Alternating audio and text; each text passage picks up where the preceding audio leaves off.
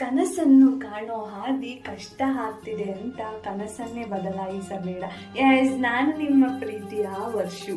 ನನ್ನ ಇವತ್ತಿನ good morning ದೇವರಿಗೆ ಕೈ ಮುಗಿಯೋದ್ರಿಂದ ಸ್ಟಾರ್ಟ್ ಆಗಿ ಪಾತ್ರೆ ತೊಳೆದು ಮುಗಿಸಿ ನನ್ನ ಫ್ರೆಂಡಿಗೆ ತರಕಾರಿ ಹಚ್ಕೊಟ್ಟು ದೆನ್ ವಿಷಲ್ ಕೂಡ ಬಂತು. ನಾನು ಆಫೀಸಿಗೆ ರೆಡಿ ಆದೆ ಆ್ಯಂಡ್ ದೆನ್ ಫೈನಲಿ ನಾನು ಟಿಫನ್ ಮುಗಿಸಿ ನನ್ನ ಪಯಣ ಆಫೀಸ್ ಕಡೆ. ಖುಷಿ ಏನು ಅಂದರೆ ನನಗೆ ಇವತ್ತು ಬಸ್ಸಲ್ಲಿ ಸೀಟ್ ಸಿಕ್ಕಿದ್ದು. ಎಸ್, ಅದೇ ಖುಷಿಯಲ್ಲಿ ಕಂಡುಬಿಟ್ಟು ನೋಡಿದ್ರೆ ಯಾರೋ ನಂದಿನಿ ಫಾರ್ ಎವರ್ ಅಂತ ಬರೆದಿದ್ರು.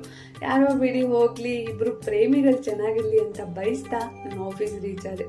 ಆ್ಯಂಡ್ ಅದೇ 8 hours ಮುಗಿಸ್ಕೊಂಡು ನಾನು ಆಫೀಸ್ ಕಂಪ್ಲೀಟ್ ಮಾಡಿ ಇವತ್ತು ನನ್ನ ಅಣ್ಣ ಬರ್ತೀನಿ ಅಂತ ಹೇಳಿದ. ಸೊ ಪಿಕಪ್ ಮಾಡಿ ನಾನು ಅಣ್ಣನ ಜೊತೆ ಟೈಮ್ ಪಾಸ್ ಮಾಡ್ಕೊಂಡು ಫೈನಲಿ ನಾನು ಮನೆ ರೀಚ್ ಆದೆ. ಅವನಿಗೂ ಟಾಟಾ ಬಾಯ್ ಬಾಯ್ ಹೇಳ್ತಾ ಸೇಫ್ ಆಗಿರು ಅಂತ ಹೇಳ್ತಾ ನಾನು ನನ್ನ ಫ್ರೆಂಡಿಗೆ ಕಾಯ್ತಿದ್ದೆ. ಆ್ಯಂಡ್ ಫೈನಲಿ ಅವಳು ಕೂಡ ಬಂದು ಒಬ್ಬಿಟ್ಟು ಊಟ ಮುಗಿಸಿ ನಾನು ಅಡೇನ ಕಂಪ್ಲೀಟ್ ಮಾಡ್ತಿದ್ದೀನಿ. ಇಷ್ಟ ಆಯಿತು ಅನ್ಕೋತೀನಿ. ಪ್ಲೀಸ್ ಸಬ್ಸ್ಕ್ರೈಬ್ ಮಾಡಿ, ಲೈಕ್ ಮಾಡಿ.